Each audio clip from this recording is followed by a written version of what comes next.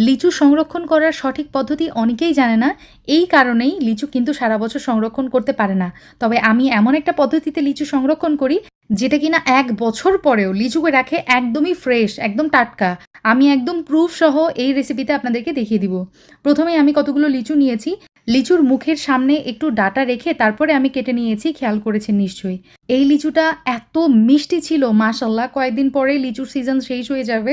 তো এটা কিন্তু আর খুঁজেও আপনারা পাবেন না। যাই হোক, লিচু সংরক্ষণের ক্ষেত্রে ১ম ভুলটা আমরা কিন্তু এখানেই করি। লিচু কিন্তু কখনোই পানি দিয়ে ধোয়া যাবে না। সাফ কথা বলে দিচ্ছি, একদম পানি দিয়ে ধুবেন না। আপনারা দরকার হলে পরিষ্কার টিস্যু দিয়ে বা টাওয়াল দিয়ে সুন্দর করে মুছে নিবেন। পানির সংস্পর্শে আনা যাবে না। এখন একটা বক্সের মধ্যে আমি নিউজপেপার বিছিয়ে দিয়েছি। তার মধ্যে লিচুর লেয়ার এভাবে আমি সাজিয়ে দিলাম।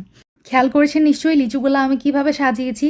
এখন লাগছে আমার লবণ। এখানে প্রায় ১ টেবিল চামচ মতো লবণ নিয়েছি।